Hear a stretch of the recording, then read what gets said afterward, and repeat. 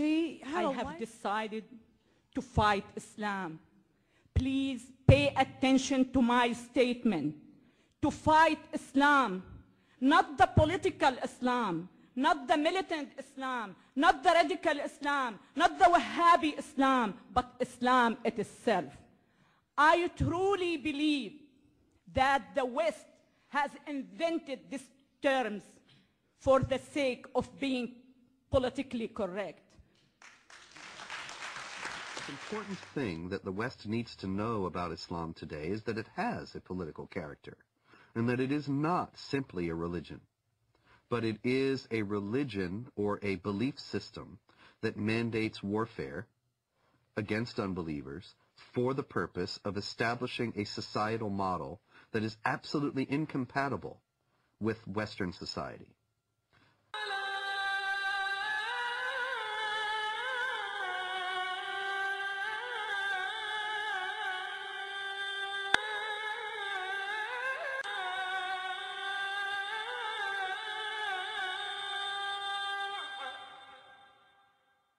Allah's apostle said, I have been ordered to fight with the people till they say, none has the right to be worshipped but Allah.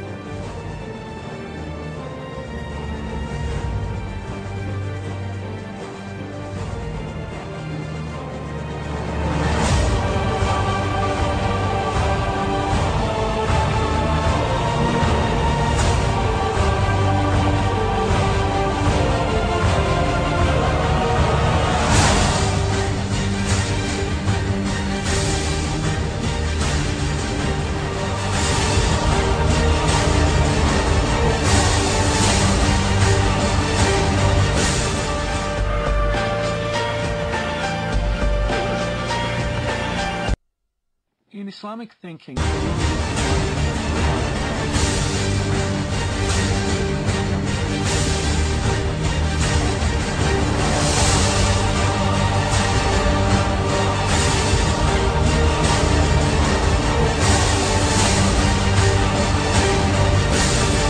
reminiscent of other totalitarian ideologies. Well, is the Islamic faith a threat to our nation? Well, one woman says she knows Muslims living here in America who are intent on changing our political and religious beliefs to those of the Quran. And what are the Islamic schools teaching young kids? May God destroy the infidels and the Jews, the enemies of God. It's in the textbooks, it's in the preaching of holy men in the mosque. There is something every American must understand, after 9/11 especially, that there is nothing that America has or has not done that causes terrorism. Terrorism is violent jihad, and it's the duty of every Muslim, and that's why many Muslims are silent, because they feel if they speak against terrorism, then they must be speaking against jihad. And that's why they have a conflict to speak out.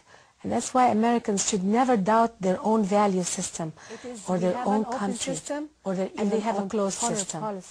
Their existence here is their right to Islamize us. That's how they view us. They are here because they feel they want to Islamize us. And they give us no access into their country. Absolutely. They consider non-Muslims as filth on their land. It's called negas. A lot of people think Islam is just a religion. there is a major part in Islamic education, or even the main part, is conquering the world to Islam.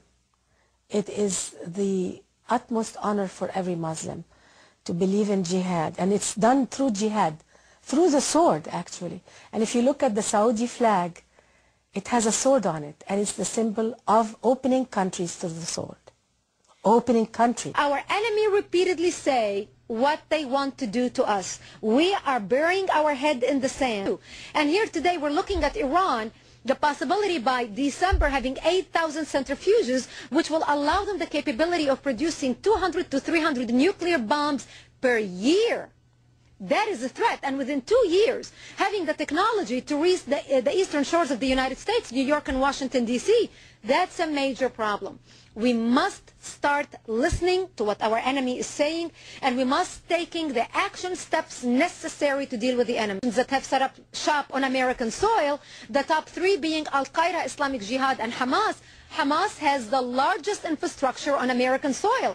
Hamas has cells in over 40 states in the United States, including some of our most prominent cities, from New York to LA to Florida to Philadelphia, and all over the country from sea to shining sea.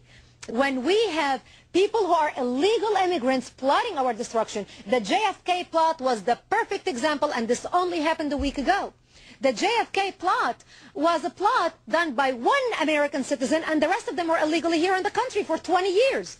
Now, we have illegals who are getting jobs within sensitive information centers like airports, even if they are menial jobs, such as being, a luggage transporter. However, they are getting access to such important places where they can attack us and create havoc because they are gaining knowledge. Of course, around the person of Muhammad. The Quran and Islamic tradition are quite clear and emphatic that he is the supreme example of behavior for Muslims to follow. The importance of Muhammad for hundreds of millions of Muslims worldwide is rooted in the Quran's statement that he is an excellent example of conduct, uswa hasana, which is in the 33rd chapter of the Quran, and that he demonstrates an exalted standard of character. The Quran even goes on to say that he who obeys Muhammad obeys Allah. Islam is exactly what the Prophet Muhammad did and said.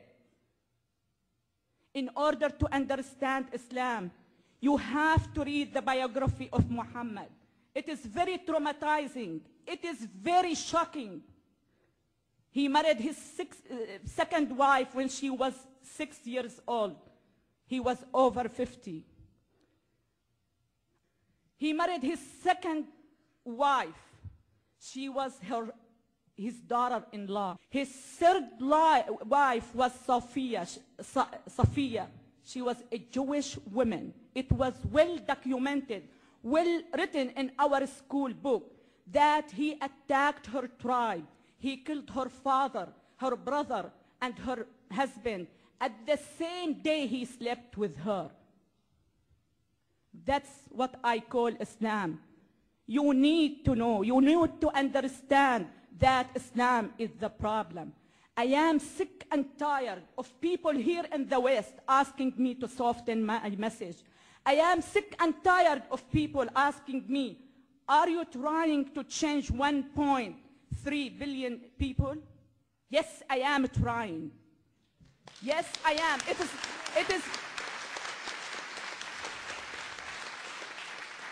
It is not a matter of I am trying. I will change him.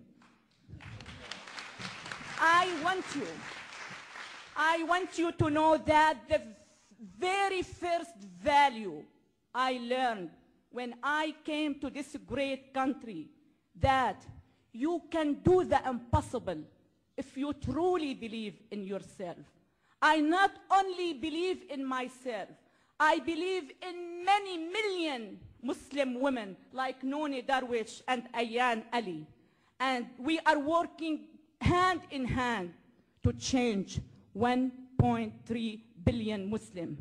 They have to realize that they have only two choices: to change or to be crushed.